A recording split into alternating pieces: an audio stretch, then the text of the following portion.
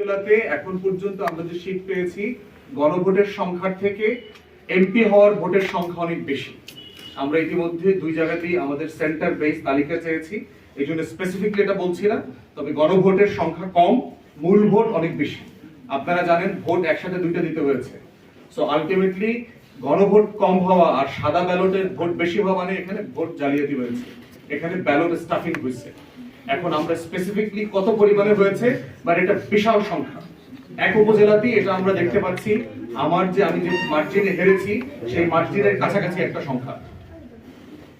তো এই লেভেলের চট দখলের নির্বাচনের নাটক যেগুলো ধরেন আমি আশঙ্কা আকারে আপনাদেরকে এর আগে বলেছি যে, এবং রিপিটেডলি বলেছি, আমার অফিস যেদিন আপনার ভাঙচুর করলো বিএনপি নেতারা, তার পরের দিন তার আগের দিন আপনাদের সাথে আমরা মত বিনিময় করেছি। সেইটা হচ্ছে নির্বাচনের একটা বাস্তবতার নিচোখে সচক্ষে দেখলাম আর কি। আমরা এজেন্টরা যে ব্যালট বাক্স টাকাচ্ছে অথবা আপনার সিল সপ্পর মারতেছে ভয়ে, সেই কথাটা আমাদেরকে 2 দিন পরে জানাইছে, 6টার পরে জানাইছে। সে এলাকা ছেড়ে বরিশালে আসছে অথবা ঢাকায় চলে যাওয়ার পরে আমাদেরকে ভিডিও পাঠাইছে, এই যে দেখেন আমার কেন্দ্রে কিভাবে ব্যালট জালিয়াতি হচ্ছে। ওই ভিডিওটা আমরা প্রকাশ করার পরে তাদের বাড়িতে গিয়ে আবার রামদা দিয়ে তাদের ঘর ভেঙে দিয়ে আসছে।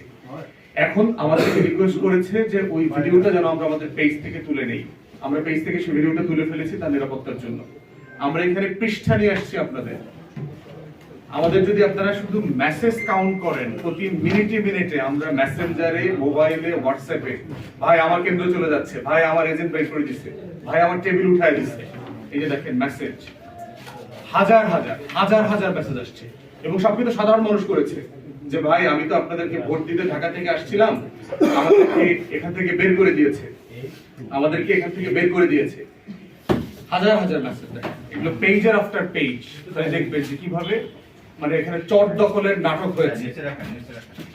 এই পরিমাণ জাল জালিয়াতি এবং চট দখলের নির্বাচন হয়েছে 2026 সালের গণ অভ্যুত্থানের পরবর্তী প্রথম নির্বাচন অন্তর্বর্তীকালীন সরকারের অধীনে। কাজীর চরে জাল ভোট গ্রহণযোগ্য হবে কিনা দিন তারিখ বিষয় না, বিষয়টা হচ্ছে খাইসলতের বিষয়, যেটা আমাদেরকে অ্যাড্রেস করতে হবে। পুরো নির্বাচন বাতিল করে দিতে হবে, বিএনপি সরকার গঠন করতে পারবে না, আমি এই ধরনের অবস্থায় যাবোই না। বিএনপি সরকার গঠন করবে, বাট বিএনপিকে বুঝতে হবে তার নেতা কর্মীরা কোন ধরনের নির্বাচন করে তার প্রার্থীকে, তার মার্কাকে জিতাইছে, এইটা তাকে এবং দেশবাসীকে বুঝাইতে হবে।